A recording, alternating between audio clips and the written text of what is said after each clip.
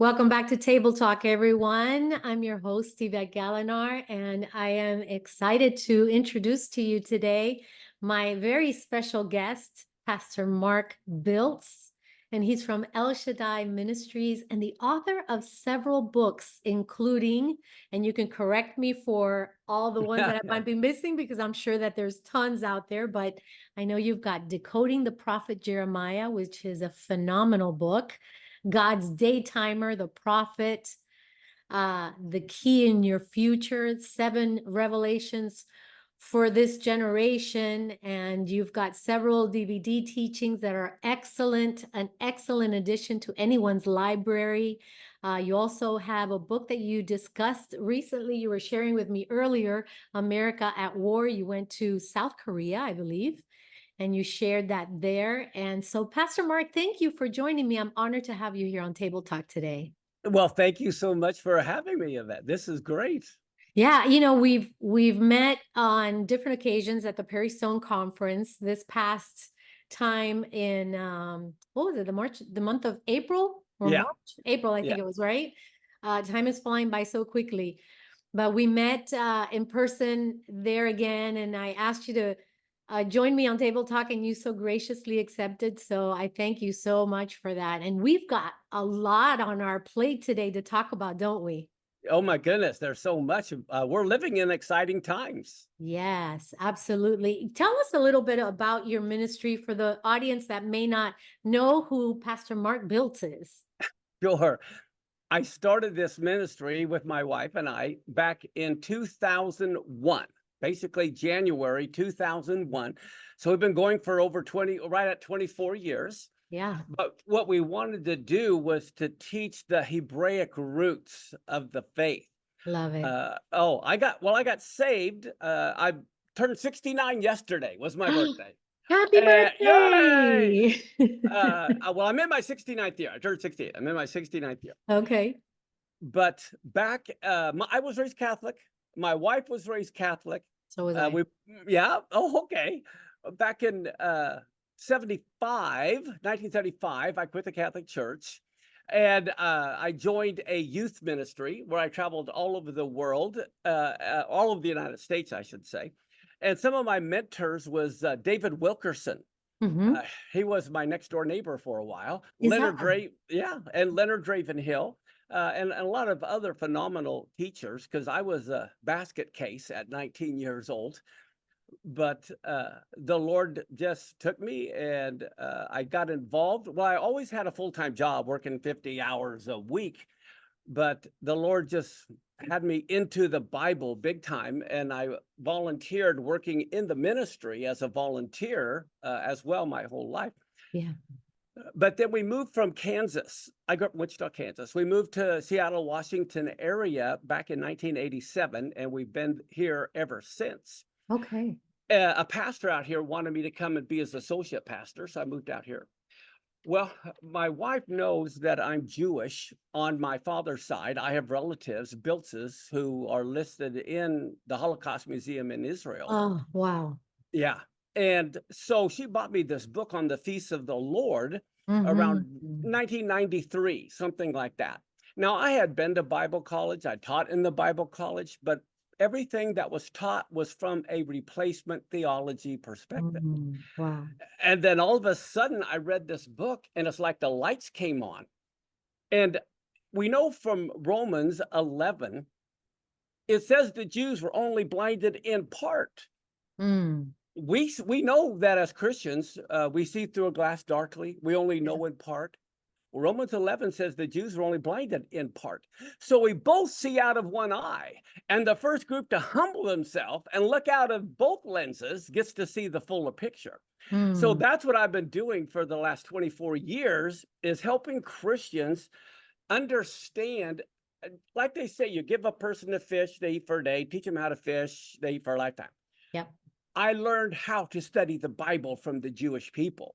And so now it's like the Bible has become full color 3D. Things just pop out and you see things Yeah. you never would see before. And I tell Christians, I know how to eat chicken. I can eat the meat and throw out the bone. Well, there's bones in Christianity and there's bones in Judaism, but I'm not going to turn down a T-bone steak because there's a bone in it. So I've learned how they study, and so now I see unbelievably things that Christians don't see and Jews don't see, and I put it together. And Yeah. so my goal has been to build bridges between Christians and Jews. Yeah. Yeah, and you do that so beautifully. I've obviously heard you speak many times at the Perry Stone conference and through your books and your material, but you've got a podcast. We can talk a little bit about that later so that people can connect with you. But you also have a church, is that right? You Well, right now pastor it's a more church? of a, yeah, I started one, and we would have up to 1,000 people every Shabbat or every weekend. Right. And our internet congregation has grown to about 250,000. And so we've got a huge congregation. But once COVID came, Yeah, we were always renting a facility.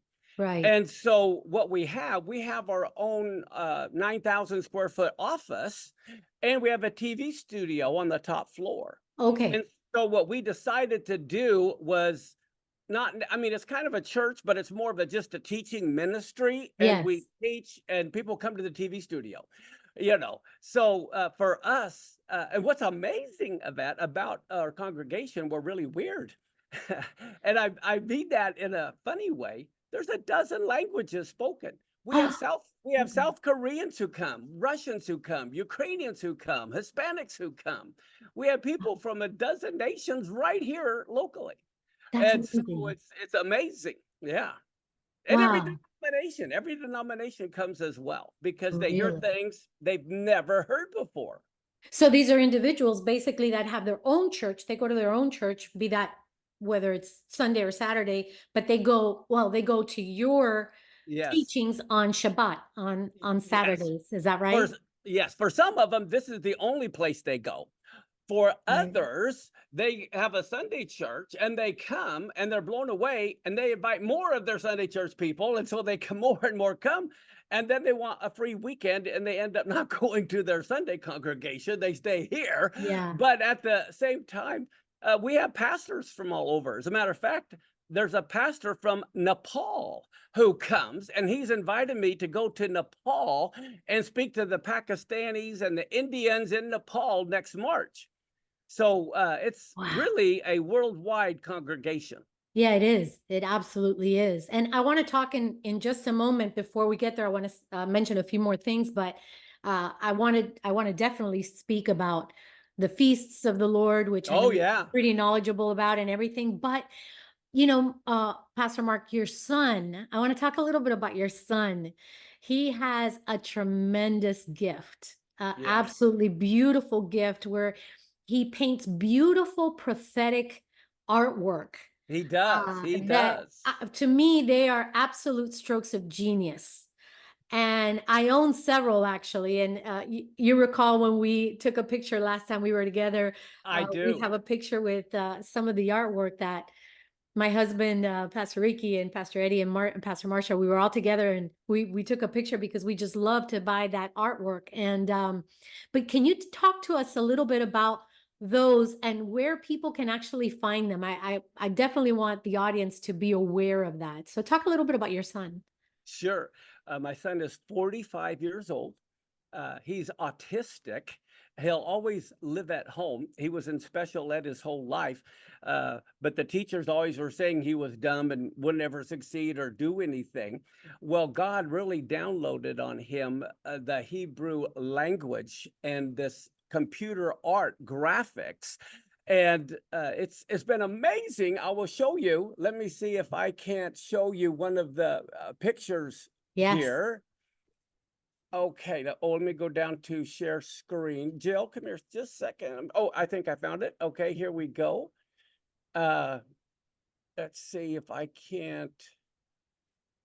Let's see. Share. Oh, I got to click the share button, I There you go. believe. You got it. Do I have it? You gotta Well, decide what to Okay, let me there go you here go. and let me go here. There you go. You All got right, it. you have that. You got it. Yeah, you got it. Well, Perfect. thank you. To me, this is one of the most amazing things my son came up with. Actually, he's really a savant in a lot of areas. Yes. Across the top, you have Genesis 1:1 in Hebrew. You have Bereshit bara Elohim et hashamayim va'et haaretz. In the beginning, God created the heavens and the earth. Well, there are 22 letters in the Hebrew alphabet. The Aleph is the number 1. And so if people look where the earth is, they'll see the number 23. And above 23 is the Aleph, and it has the number 1 in the top of it. Now, the Tav is the last letter, and you'll see the number 22 at the foot of the letter Tav. So he added up the numerical value of all the letters. The first one you'll see is 76, 23, 41, 23, 62, 29, and 44. There's 7 words. The numerical value is 298. And my son goes, Dad, and I go, what? He says, did you know you take 298 times 10 squared, which is 100, and how old Abraham was when Isaac was born? He said you get the scientific velocity of how fast the earth travels around the sun. So here, the first time earth is mentioned in the Bible, God preordained that the numerical value of the Hebrew letters added up times 10 squared equals how fast the earth travels around the sun. That just blows my mind. I love how God does that with his children, and he's just blessed with this amazing gift, Mark. Wow. Yeah, this one he's called in the beginning because it's at creation, and you see the shofar because it happened on Rosh Hashanah. Yes. And then on this next one, this is Passover. Wow. All right. And that's Israel in Hebrew above the ram. Well, the ram is what is seen in the sky over Egypt during Passover. And there's some amazing things. You'll see codes. You'll see Hebrew, you'll see codes.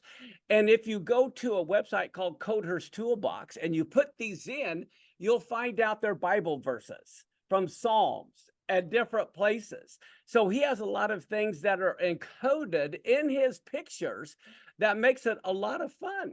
Here's one of Shavuot or Pentecost. Yeah. And then I have one. This is the Tree of Life. I love this one as well.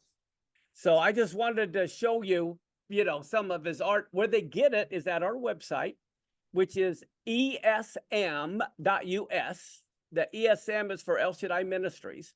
But if you go to esm.us, then you'll be able to get his work. That's fantastic. Thank you for sharing that. That's just amazing. And we'll have those links as well on the bottom of our YouTube channel and our podcast so that people can link up on that.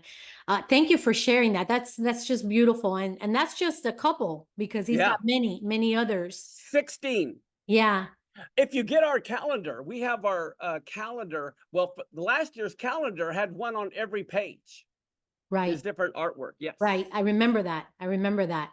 Mark, one of the things we've taught at our church through the years has been about the feasts of the Lord and the importance of observing them. They really aren't the Jewish feasts necessarily. They're the feasts of the Lord's feasts. And I think it's important for people to understand that, especially Christians, obviously. And this has been going on now for quite a number of years where we have, mentioned it from the pulpit. We've talked about it and taught about it and whatnot. And I think that Christians can be or have been in the past a bit standoffish because they have felt that, well, I'm not going to become a Jew necessarily, and so there's this stigma, right? Right. With regards to a Christian church speaking about the feasts of the Lord, right? Right. So misunderstood. It's incredibly misunderstood. And would you agree with me that we've only begun to scratch the surface when it comes to the feasts, because there's so much in them that are, obviously there's types and shadows and symbolisms and so much. There's such richness involved. But I want you to share with the audience some of your insights regarding the feasts and their prophetic implications. Would you do that for us? Oh, I would so love to. The thing is this, all of the listeners know our calendar, the Gregorian calendar, comes from Pope Gregory, and he got it from Julius Caesar, Yeah. a couple of thousand years ago. Well, they got it about 600 years before them, is when the Romans started their solar calendar. Now, it is perfectly scientifically accurate when Pope Gregory finally adjusted it.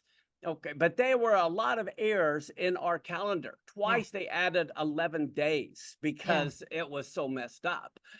Well, what we have to realize is ours is only on the sun. The Muslim calendar is based only on the moon, which is very scientifically accurate, but it's not the one God uses. In Hmm. Genesis 1:14, God made the sun and the moon and the stars, it says, for signs. Number one reason, for signs. Yeah. And then it's not a good translation in English. What he meant, they were for signs. When you think of a sign for a sun and the moon, is the eclipse. And the nice thing about an eclipse, no false prophet can manipulate it. It Mm, also speaks in every language to everyone. They know that it means God is trying to communicate with us. exactly. And God said in Genesis 1:14, he says, let them, both of them, be used for the calendar. It's not winter, spring, summer, fall. It says for seasons. That's not what it means. It means for God's day timer. It means for Passover. It's for Rosh Hashanah. It's for Pentecost. So God created those. So when the time came, the Jews could be on his calendar. Now, listen to this and think about this. It doesn't say the Jewish feasts, it's the Lord's feasts. Correct. Right. Now, think about this, how important it is to be on that calendar. He created the sun and the moon on the fourth day. Man wasn't created till the sixth day. Right. He created the calendar for all of humanity that would want to meet with him. It's Wow. not the Jewish feast. There were no Jews when Adam was created. That's right. That's And right. he made the calendar before he made us. That's how important it was. And Wow. so many believers today, I mean, think about it. We all know that Passover, according to the Bible, is on Nisan 14, right? Okay. But the Catholic Church 2,000 years ago decided to put it in ER, not on Nisan 14.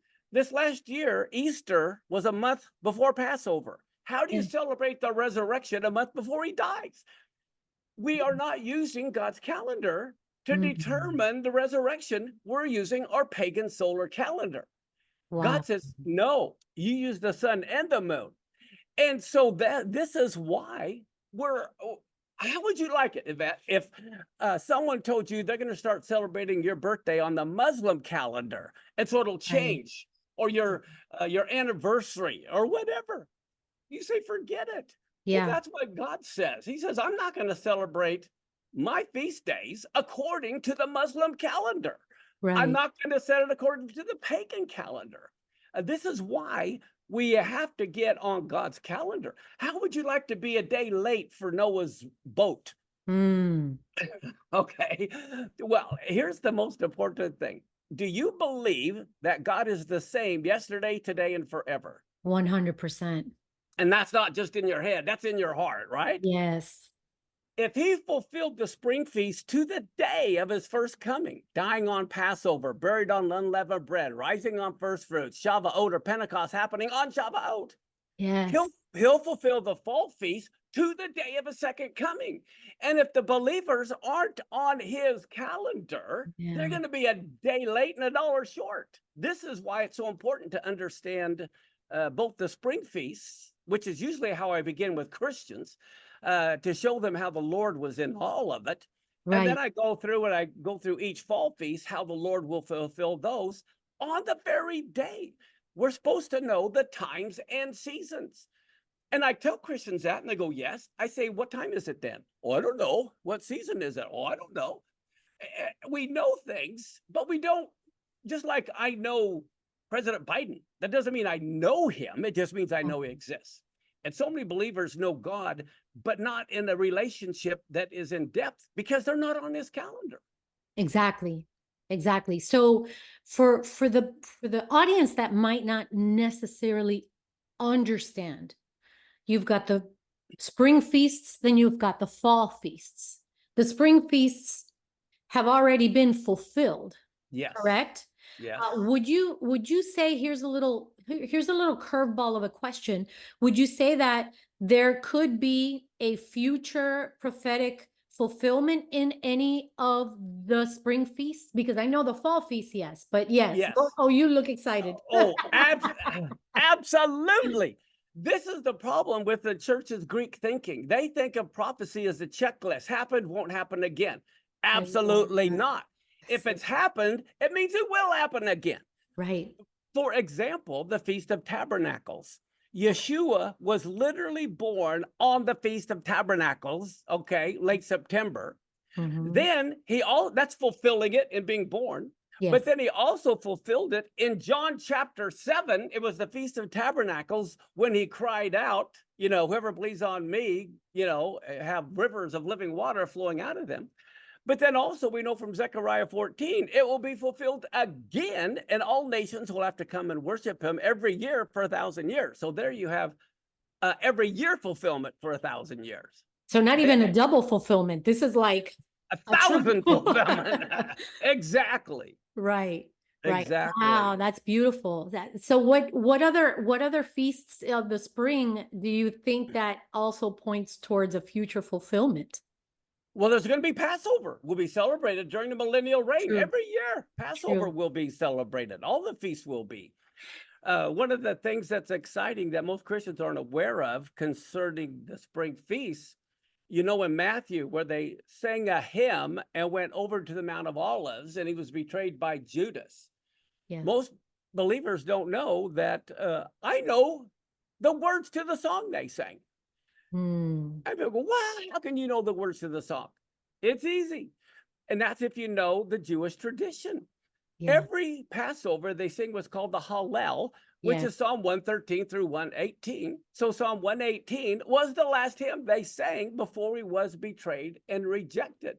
And that's the psalm where it says, this is the stone the builders have rejected, becoming the headstone of the corner. So this is why it's so fun to look for Christians to look back at the spring feasts, Right. because hindsight's 2020. Yes, absolutely. There's different schools of thoughts with regards to the rapture of the church taking place during one of the feasts. Some believe that it'll be maybe during, one of the spring feasts, maybe the fall feast, when maybe Rosh Hashanah, maybe trumpets, maybe, tabernacles or whatever.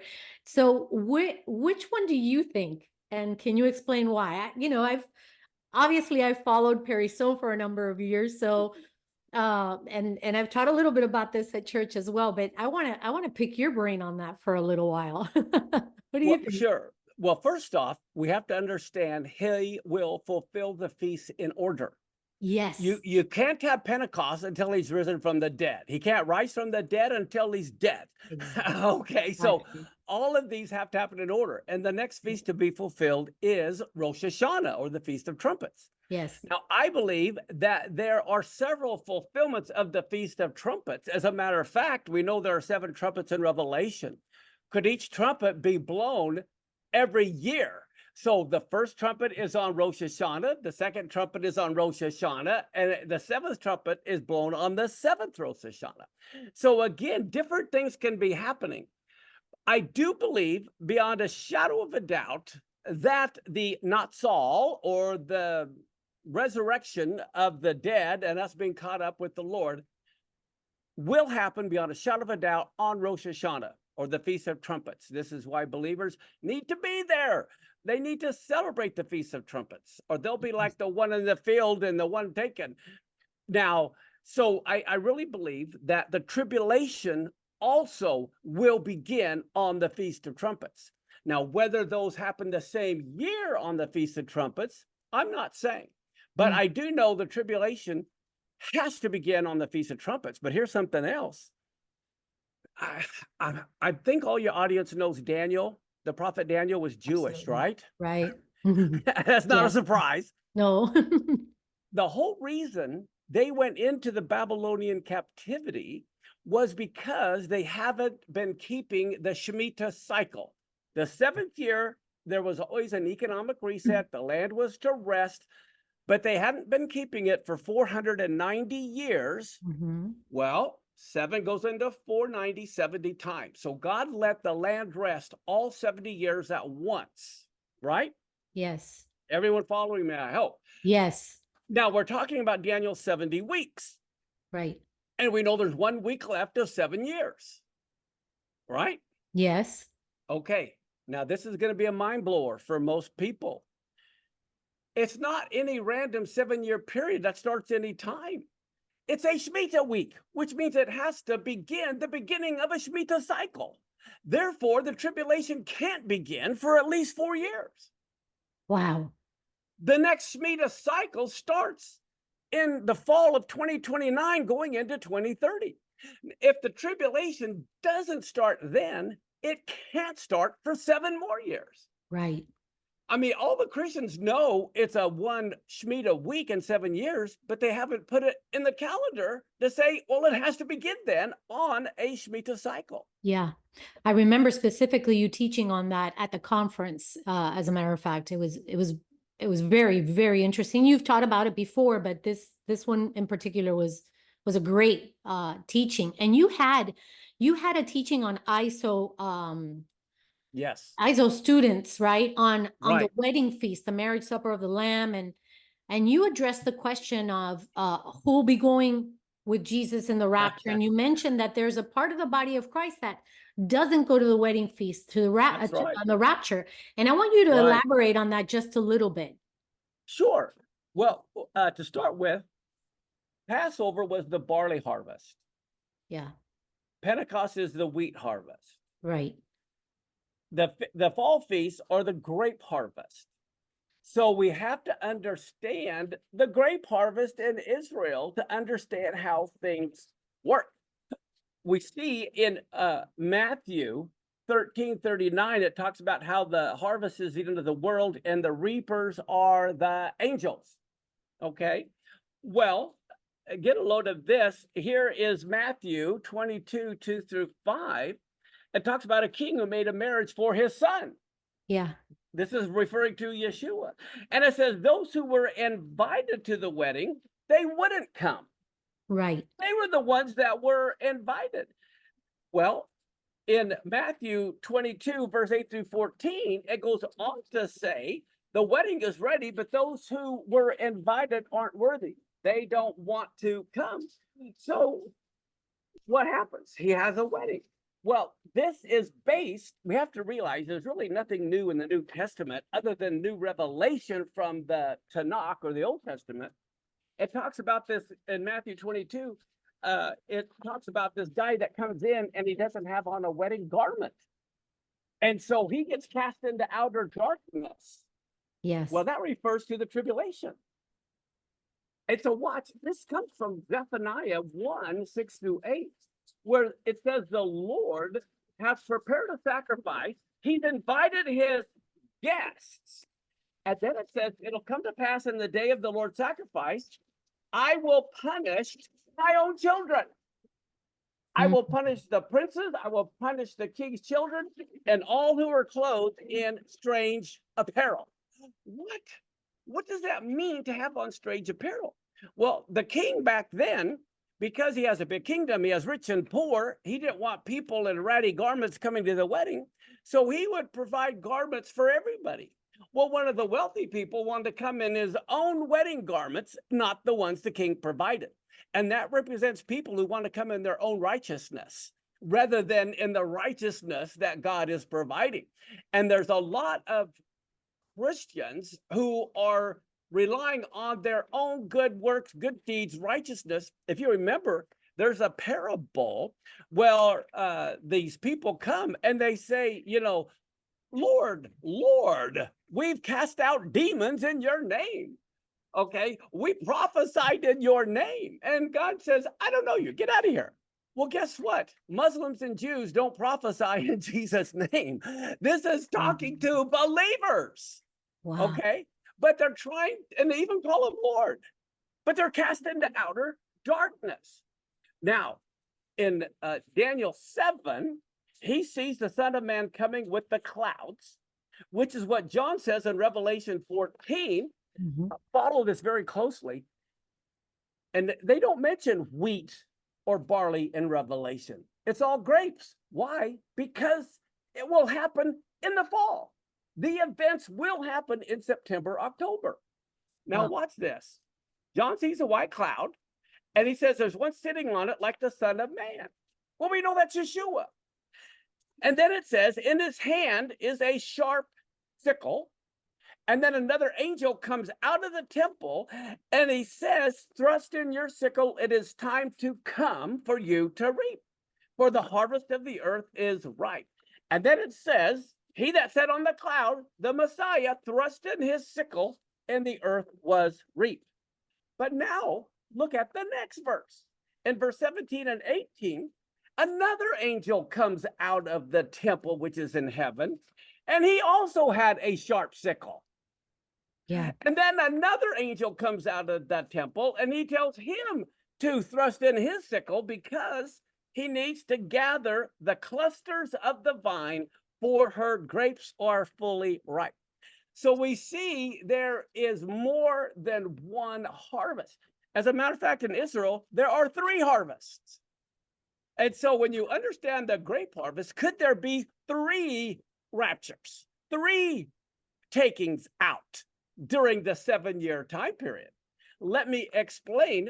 Can I share my screen a second? Please do. Yes, absolutely. I'm sure that the audience is going to really enjoy all this teaching and bits of artwork so we can follow along. So I appreciate you doing that.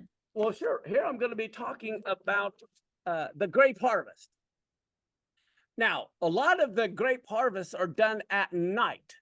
Why? Because it's so much cooler, and they need to do it at night. So they'll work all night long.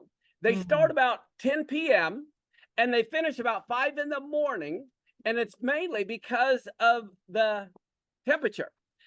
And then what happens, the grapes get to the sorting table at the winery about 6 a.m., and so they want to not lose any of the aromatics.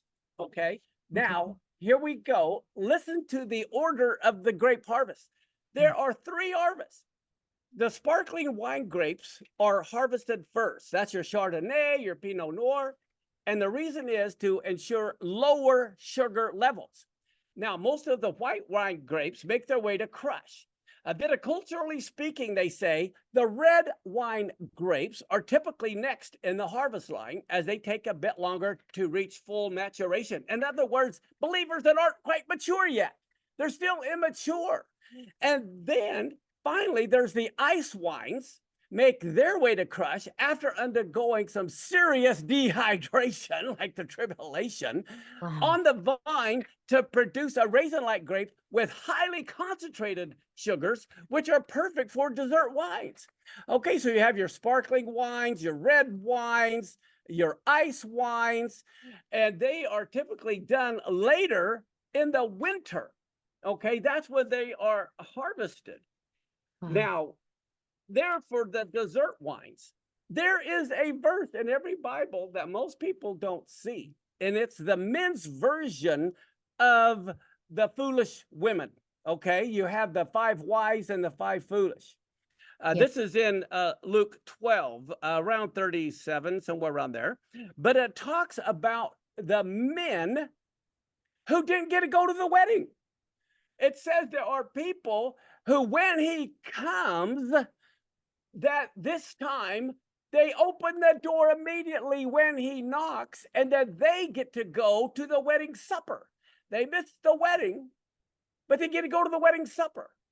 Yeah, take a look at that. It's amazing. And so there, I believe there are the people that are mature. God wants to marry a mature bride, not an immature bride.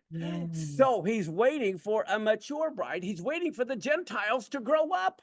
He's waiting for the Gentiles to mature that are going to be grafted in with Israel. And so I believe that just like Eve All of Adam didn't become Eve. Only a part of Adam's body became Eve. I believe only a part of the body of Messiah will be the bride. The whole body of Messiah is not going to be the bride. Wow. Only a part of it. And that's the one who's closest to his heart, where a rib would be. Okay, so people have to realize the whole church isn't the bride.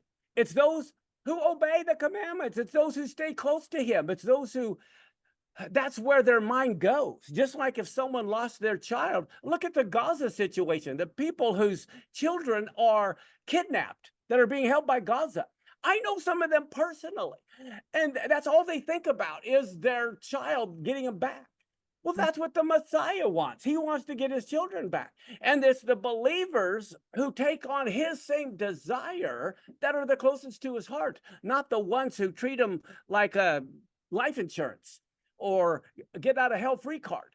Right. There's a lot of Christians that are still very immature. They only serve God out of fear of punishment, hope of reward, and not because their will and mind is lined up with his.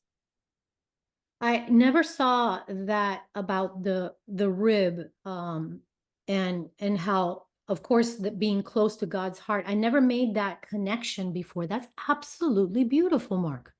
Yeah, I love it. And you see this in the Song of Songs, because I'm writing a book on the Song of Songs, and it is totally misunderstood by the church, never been taught correctly. Solomon, King Solomon, is a type of Antichrist, not Hmm. Christ. And that's where everyone's made their mistake. And I already have one book with a whole chapter on that. But God never wanted Israel to have a king. He was to be their king. Correct. And Yeah. so God says, okay, fine, I'm going to give you a human king. And look what he's going to do to you. The best one ever is the one who ended up destroying Israel, dividing it. Mm-hmm. And everything God told the king to do, Solomon did the opposite. And Mm. everything God said not to do, that's what he did. So Solomon, in the Song of Songs, what it is God trying to woo mankind away from an earthly king back to him as their shepherd king. Solomon was never a shepherd. So it's a lot of misunderstanding of the Song of Songs, and I'm going to expound on it, showing everyone it's really about God wanting to be the individual's king and not an earthly king. Wow. So you're in the works with that book. Yeah, I'm 99% done. I hope to have it out within a few months. Oh, fantastic. I'd love to get my hands on that one for sure. Did you have another slide to show with regards to the, No, I think that was it. I that was just it want, on that yeah, one? yeah. Okay. Okay. I just wondered if Oh, I'm sorry. Let me get rid of the share screen. oh no, you're fine. It's just I wanted to know if you had something else to share about Right. the analogies of the wine. And this is by no means trying to encourage people to drink wine or drink alcohol. Oh, It's not I about just I just looked, and I did have one more slide, but basically what I have here is the ice wine harvesting is always done in the chilly midnight or early hours of the morning. And the harvesting requires a large workforce, enough to pluck the entire crop in just a matter of a few short hours. And I can just see this as when the angels, a huge, all the angels are needed to harvest the crop of humanity that's ready at the very end of the tribulation to be harvested. Wow. That is spectacular. Mark, where do you think we are on God's calendar? I really believe that the tribulation is going to start this 2029, 2030, but I believe there will be wars leading up to it. I believe the Isaiah 17 Damascus war could take place anytime, and the Psalm 83 war. And then the next 7 years, starting in 2030, that is when you'll see the Zechariah 12 war, the Ezekiel 38 war, Battle of Armageddon. But we're going to see big wars over the next few years. And the reason why is because of the harvest. Where the biggest time to harvest is right now. The church needs to get ready to harvest because people don't come to the Lord in the good times. They just don't. They You're come to so him in right. the bad times. And we know there's a harvest coming like never before. It's supposed to be, 100 times bigger than what we saw in Acts. And Wow. so the only way that's going to happen is if war takes place. And this is why my book, America at War, talks about it starting over the next 2 years. That's when we're going to see it. I really believe we're going to see terrorist attacks in the United States this year. Wow. People blowing themselves up in grocery stores, Lord at help us. gas stations, on bridges. And it's going to just destroy our economy this year by the end, by around the elections, because everything is going to be so confusing. Who knows? I'm not even sure we're going to have an election. They may have another COVID type situation, or they both may elect someone else. I don't think maybe Trump or Biden will end up being the nominees. It's going to be a mess. Mark, along those lines, you wrote in your book, you predicted the Hamas war before it even happened. Can you tell the audience a little bit about it? Well, well, not only that, I think it's on page 124 of my book. I'm the only one in the world who predicted that Iran would attack Israel. Wow. They haven't attacked them in 70 years. But I wrote in the book that they would attack this April. And that's exactly what happened on April 8th. And you And based that on, explain how you got to that conclusion so that people can understand. it's Daniel chapter 10. Daniel had a vision. Well, first it says he was praying for 3 weeks. And there was this big war in heaven. And the angel comes to Daniel and says, I'd have come to you at the very beginning, but I was battling the prince of Persia. That's Iran. Right. And he says, but Michael, the archangel, came and helped me. And so now I'm coming to you to tell you I'd have been there with you from the very beginning. Well, guess what? It tells you it was on Nisan 24 that the angel arrived. And he was mourning for 3 weeks. So he subtract 21. That's Nisan 3. So now on the calendar, you know when it was. Nisan is April.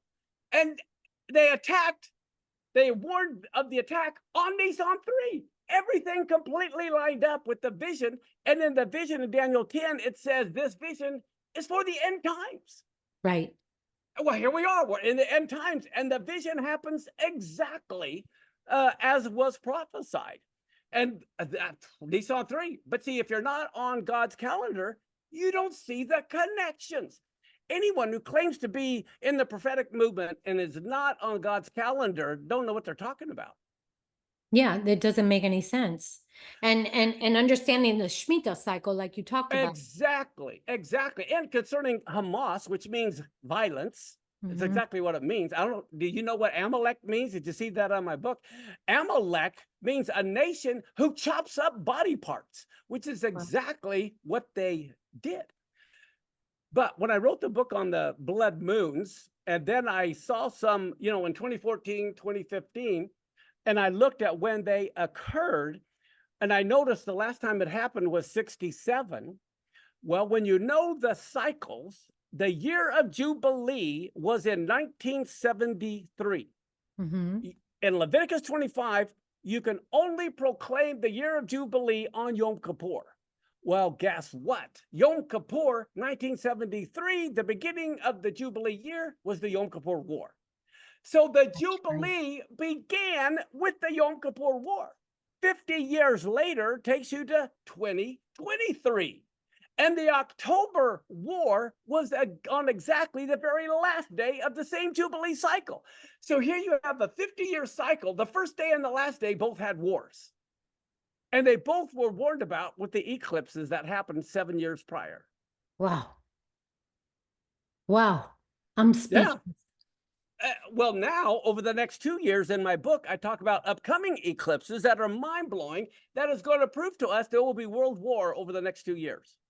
Yeah, and have you heard about the Apophis, the Yes, 2029. 2029, 2030 is Yeah, what yeah, right, exactly. 2029 and And then you have the World Economic Forum with 2030 when we all get to eat bugs. I mean, exactly. Oh joy. yeah. So you were saying before though at the beginning of the program that if this doesn't happen in this 7 year, this upcoming 7 year, then it has to wait for another 7 years, is what you're basically Because saying the because of the tribulation, Shemitah.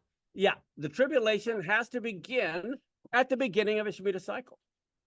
Wow. Mark, numbers I know are very significant in the Bible, right? Oh, definitely, And definitely. you've brought some really great teachings on the Hebraic meaning of certain numbers in the Bible. And boy, obviously your son, who's a genius. But what is for you, what is the most eye-opening prophetic connection you've made thus far?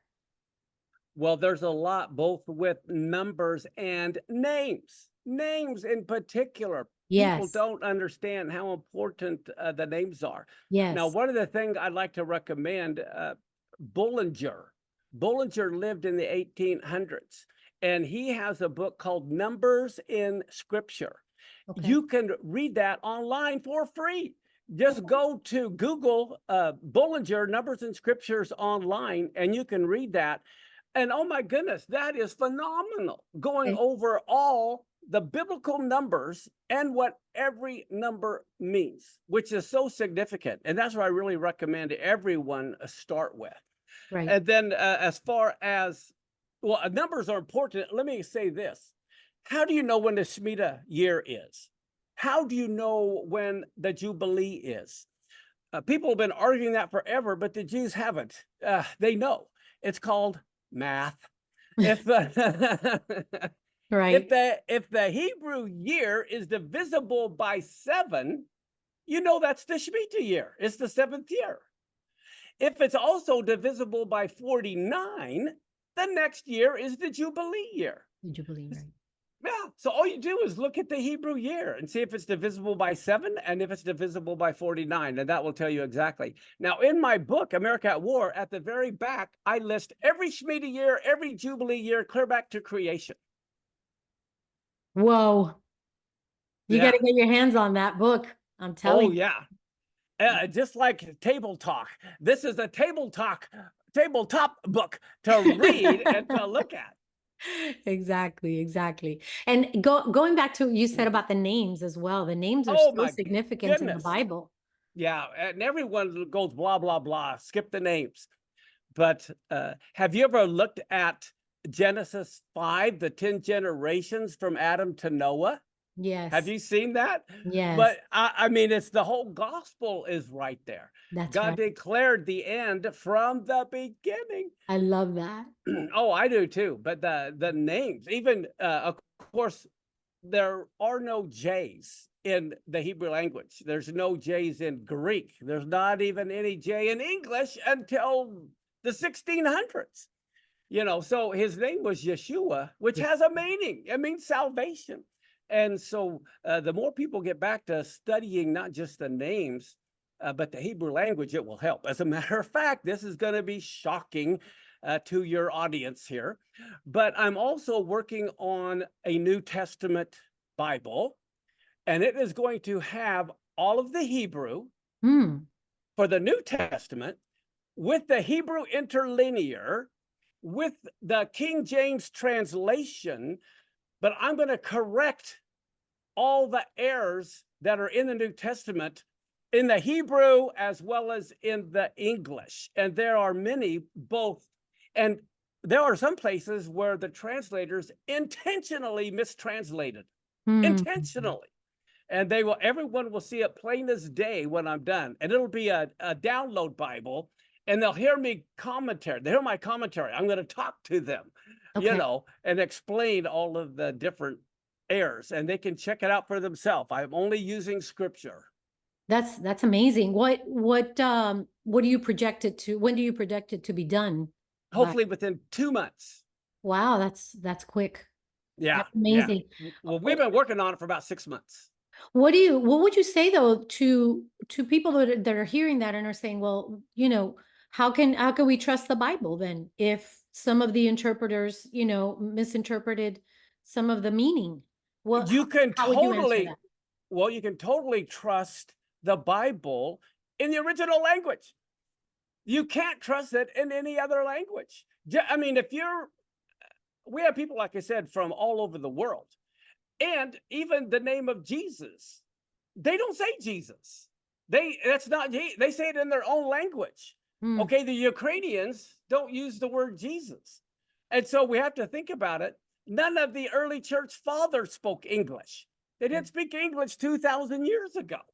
All right, Martin Luther spoke German. He never said Jesus. As a matter of fact, if you go to the original King James Bible, 1611, his name was IESVS. And that's in English. Okay, in 1611. And so it's just a matter of you cannot totally trust any translation other than the original. And you have to understand the original meanings. Yeah. So I'll give you some quick examples. You know how the media is biased today? Oh, yes. Here's what the translators did. What's the Greek word for church? Ecclesia. Right. But it never meant church. Matter of fact, the Septuagint, which was written 200 years before Jesus was born, has the word ecclesia over 100 times. And it wasn't referring to a church. There weren't any. It means an assembly. But Right. what did the translators do in the New Testament in Greek? They decided to make ecclesia or ecclesia be church to create something different from the Jews. Okay. But it really meant assembly. So what happens in Acts 19 when they're all worshiping the great goddess Diana for 2 hours? It says, and then they dismiss the assembly. Well, guess what? The Greek word is ecclesia.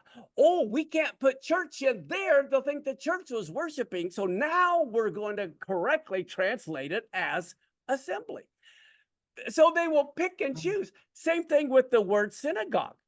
Synagogue is the Greek word, okay? And it means an assembly also, but it means more of a religious assembly rather than a soccer game. Okay. Okay? Well, guess what? In the book of James, it says, if one comes into your assembly with rich apparel, don't prefer him over the poor guy. Mm-hmm. Well, the word is synagogue. Oh, we don't want them to think they're meeting in a synagogue, so we're going to put assembly. And then in the book of Revelation, where it talks about the synagogue of Satan, it's synagogue. How come they don't put assembly there? If they're going to translate over here as assembly, and now because they want to associate with Satan, they're going to keep it as synagogue. Wow. And it's all through there. There's a lot of intentional mistranslations or deceptive translations.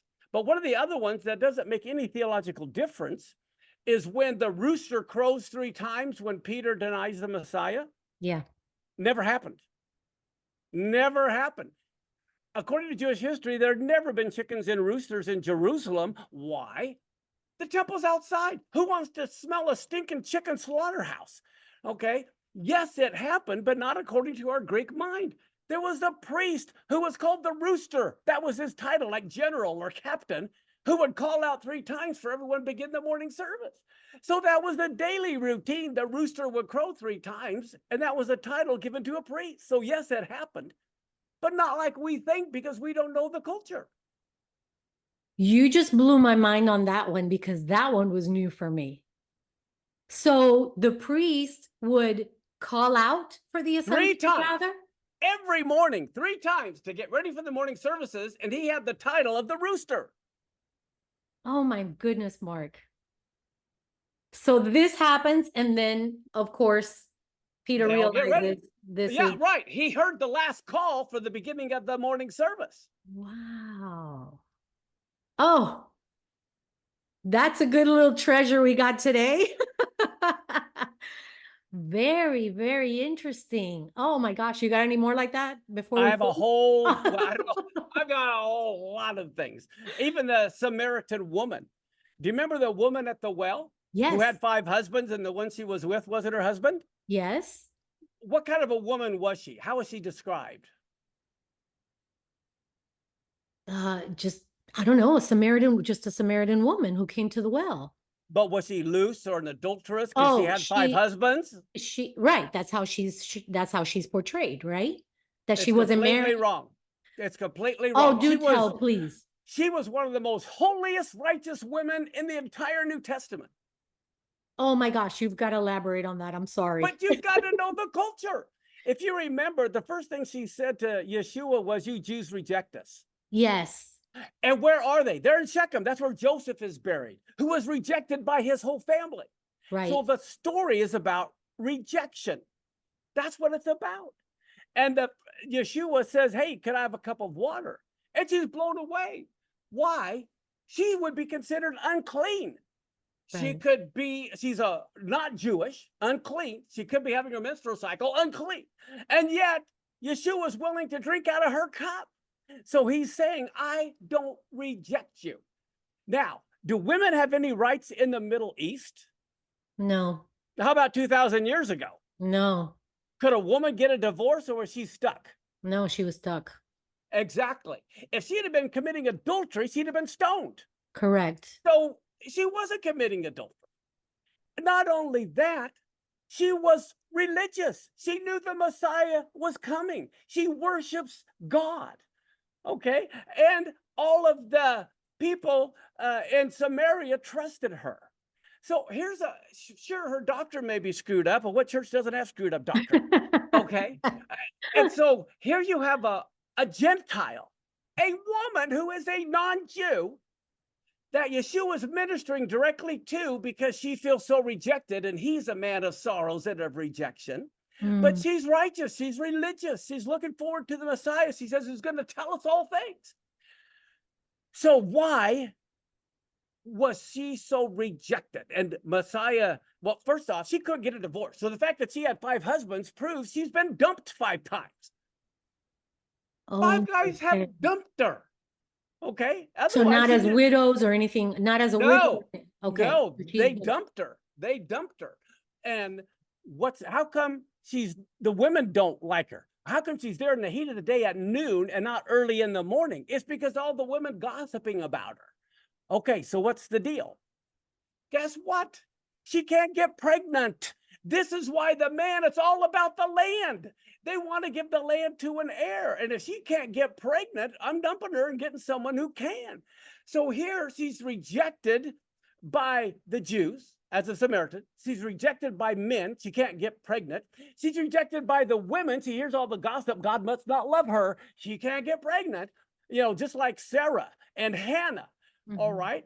And now she also feels like God rejects her because she can't get pregnant. So she's rejected by the Jews, the men, the women, and God. And so Yeshua, who is the man of rejection, gave her the greatest honor of all eternity by allowing her to be listed as the first person to take the gospel to the nations, was a woman who was a non-Jew. And when it says they were all, Yeshua says, look, the fields are white unto harvest. The Samaritans all wear white. He was pointing about the Samaritans who were coming, that were about to be harvested into the kingdom. Wow. So what's the reference to the one you're married to now is not your husband? Well, okay. All he's saying is, because a woman couldn't get a job, okay, if she doesn't have a husband, a brother, a cousin, or a son that's going to take her in, she's on the streets. She can't work. Okay. So he's saying this guy loves you enough to protect you, but not enough to marry you. Oh my goodness. That's what it is. It had nothing to do with anything immoral. He's saying even the one you're with doesn't even want to marry you. Wow. Those are the beautiful nuggets that, not like you said, not unless you really understand the culture of the time. Man, I preach about that all the time, Mark, that you do have to understand the culture of the day and you have to understand the language of the day. Well, I didn't know that one though. Yeah, well, the Gospels, I have all the Gospels are turned upside down with my teaching on it. Oh, that's wonderful. Well, your podcast, El Shaddai Ministries, Yes. is a wonderful resource for our viewers to follow. And obviously I believe you have a YouTube channel as well. Yes. And I love your podcast because you have downloadable documents and notes for people to actually follow along, a little bit like we did here today. Yes. So how can people find your work and your ministry and support your ministry and sow seeds into your ministry, Mark? Well, thank you. Yeah, it's at our website, esm.us. They can go to teachings. They can download for free the audio, all the notes, follow along. And if any of your listeners are Russian or Spanish, we also have it in Russian and Spanish, and we also have it with sign language. And it's all free for everybody to follow along. That's wonderful. Well, we are in the South Florida area, so a lot of our viewers are English and Spanish speaking. So I think that they'll really get a lot of a lot of intake from that. So Mark, thank Fantastic. you so Well, thank much. you. Yeah, thank you for having for coming, and thank you for, sharing all your notes and your wisdom. I just, pray for you and your ministry, and I know that it's going to just produce a lot of fruit.